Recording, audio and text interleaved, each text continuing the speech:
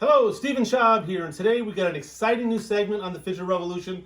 My wife Eve, and partner and co-writer of the FIGITAL Revolution Manifesto, which came out in 2006, is going to have a little story time where she reads each chapter. Today we're going to do chapter 1, and then we're going to take just a couple of minutes and discuss chapter 1 and say, where are we all these years later? This book was written in 2006, so let's dive into it and see what we said back then. Okay. I love story time. The FIGITAL Revolution, a maverick manifesto for the 21st century photographer.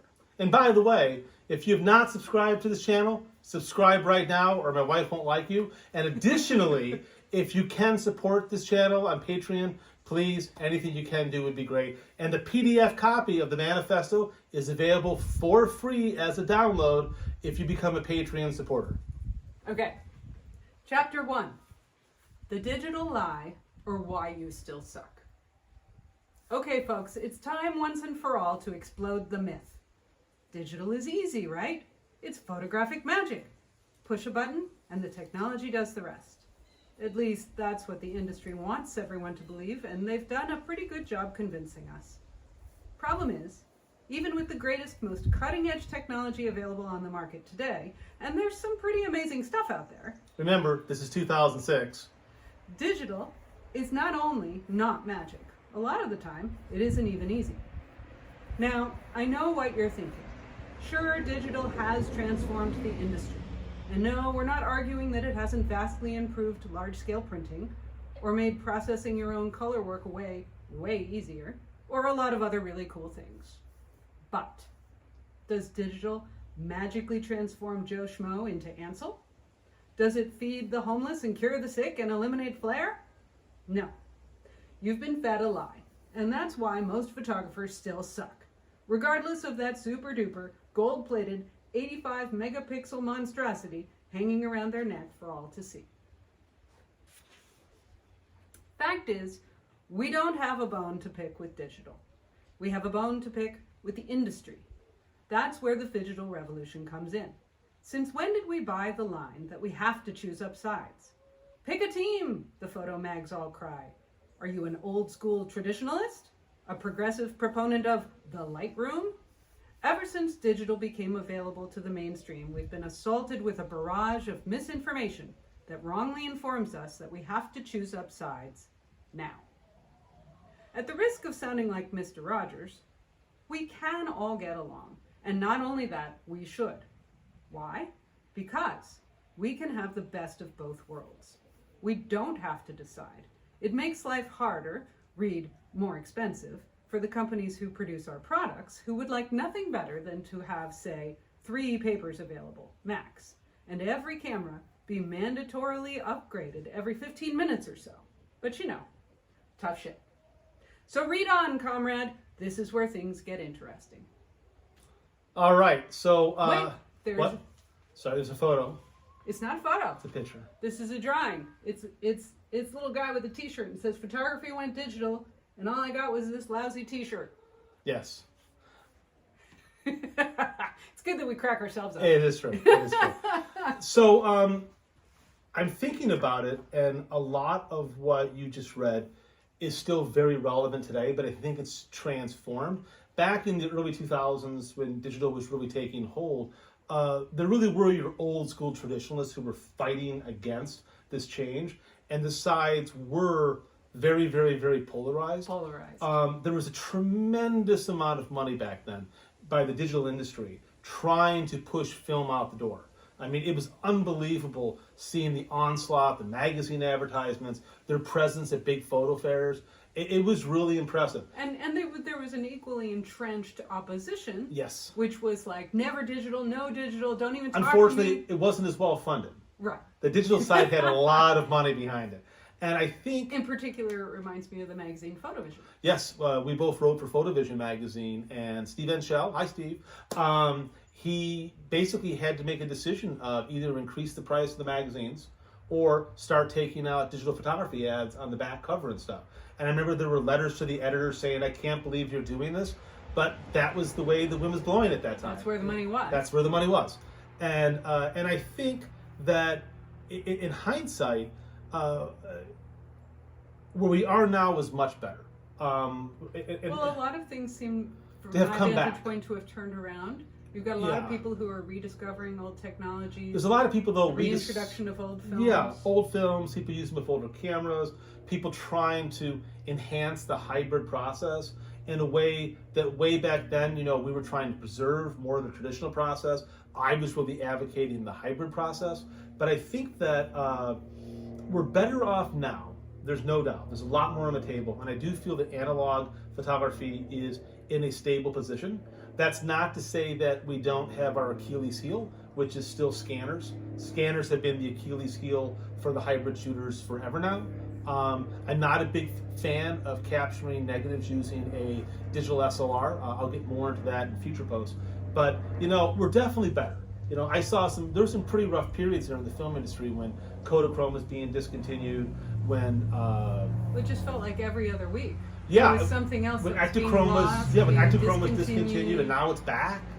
Don't you Fuji- feel like there's a certain element of stuff had to become almost endangered for people to start to rediscover it and reappreciate it? I think so, and I think you also had to have a new generation, hello young photographers, come to the table and start to bring it back. Hello, people who weren't even born when we wrote this Yes, because there were a lot of people back then that, you know, there were photographers who saw the convenience and ease of digital, but they'll think about it. I made the joke of an 85 megapixel camera in 2006.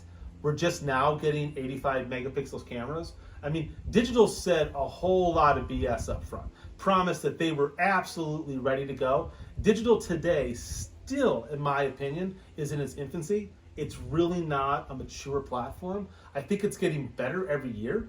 I'm filming this video today on the new iPhone 13 Pro Max, and it's pretty amazing what it can do, but still give me my 1936 character Super Sport Dolly camera and a roll of film any day of the week. It's not there yet, I don't think. I think we're close though. And that's only for people like me that are super fussy and old. But I do think that the younger crowd of photographers coming in who grew up on MP3s and who didn't remember the days of old Tri-X, the days of Kodachrome, the days of, you know, split filtration printing in the darkroom, for them, the mystique of film was much like the mystique of vinyl records coming back. Yeah. You know, and I feel... A rediscovery. Yeah, and so I credit the saving of analog really to hardcore people, you know, who never wanted to give it up, myself, but also the younger generation. They really brought back film, have brought back processes, interest, and a real like, we want to make great work. Some stuff has been lost. Yeah, that is the one thing. A lot of stuff. Polaroid. Polaroid's gone. And you now have the Impossible Project. Yep, and you've got Cine Stills brought motion picture stuff together. But it's not exactly the same. No, it's not. And I think a lot of... And this technology, some of it, once it goes away, people don't know how to get it back. Well, the peel apart of Fuji film is the exact example. I mean, that technology is not coming back. Kodachrome is not coming back.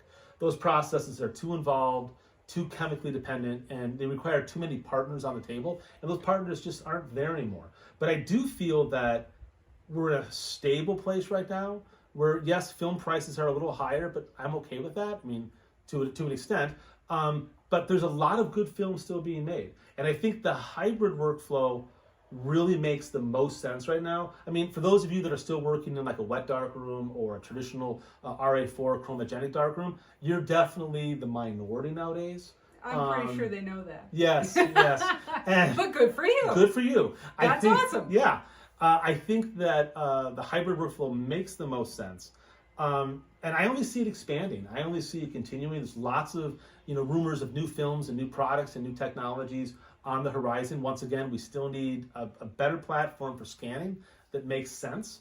But I do think that, you know, all these years later after writing the manifesto, we went through a very dark period there, and then a period where not a whole lot was happening. And now we're kind of back. And I do think that also that you don't have to choose between digital or film and hybrid. Yeah, that's what we were saying. Is now being embraced. No, but I mean, now I feel it's really being embraced. People are saying it yes, now and too. I credit that with the iPhone. I credit that with smartphone technology. Because I wrote articles years ago on how I said, and I got a whole bunch of crap, that the iPhone was going to be the future of like point and shoot cameras. I said, this is really where it's going. And the reality is people are taking tons and tons and tons of photos nowadays. More photos almost every week than the history of photography with digital media, unlike smartphones and for social media. Yes. I think that, but all the emulations and looks that a lot of these people want to post on social media replicates looks of old film and scratches and cross-process and color shifts. And that sort of makes them Based want to on seek out. traditional processes. And it starts to seem, they start going, well, what was this process? Where did this come from? Yeah. And I think that that's a really good thing. So, the title of this post is, I Told You So?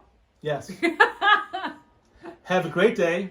Thank you for listening. We're going to do these posts every couple of weeks, every week, maybe every other week. We're going to slowly work through the book. Yeah. And please, jump in, engage, and let's get a conversation started. And let us know your thoughts. Yes, yes. And there are a couple print copies of this book left on the internet. Not many. Not many. So if you search out, you might be able to find one. And I'm even talking about doing a updated version 2.0, but a new version of the book? Yeah, like sort of like what we're doing here, but maybe better. So, tell us what you think of that. Have a great day. Can't wait to hear your thoughts. Now go shoot some film.